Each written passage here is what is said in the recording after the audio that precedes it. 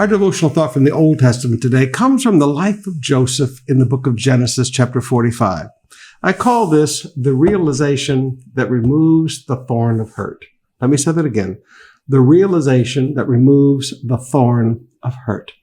Now remember with me Joseph's life. As a young boy, he's hated by all of his older brothers. Not just a normal hatred, but a hatred. So much so that they want to kill him, and instead they finally sold him into slavery.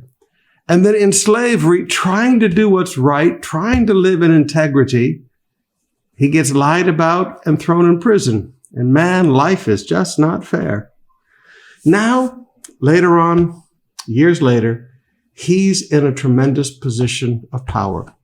We've gone through the 7 good years. We're probably now second, third year into the hard years. Joseph's in a tremendous position of power, and he meets his brothers. And he says, beginning in verse 4 of chapter 45, "Please come closer," he said to them. So they came closer, and he said again, "I am Joseph, your brother, whom you sold into slavery in Egypt. But don't be upset, and don't be angry with yourselves." Notice he doesn't talk about any anger in his heart at all. He said, "Don't be upset, and don't be angry with yourselves for selling me to this place. It was God who sent me here ahead of you to preserve lives. The famine has ravaged this land for the last 2 years and will last 5 more. And there will be neither plowing nor harvesting.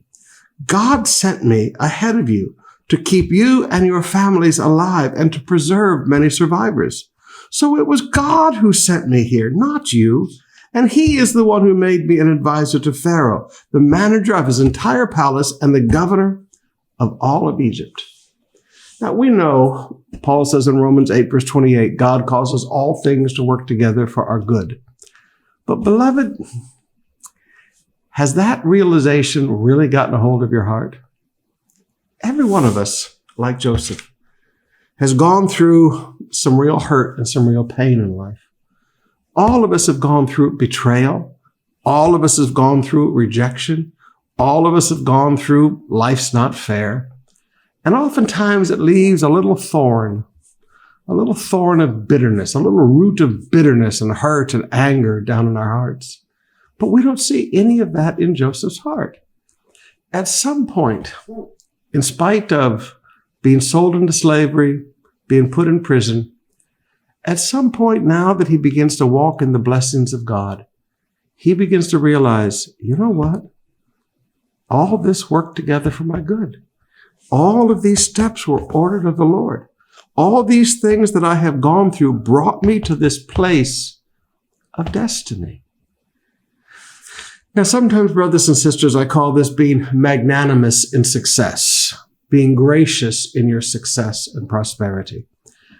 When God blesses you and you begin to look back across your life and you realize that all of those horrible things that happened and all of those life is not fair things happened, all of those things brought you to this place of success and prosperity and destiny.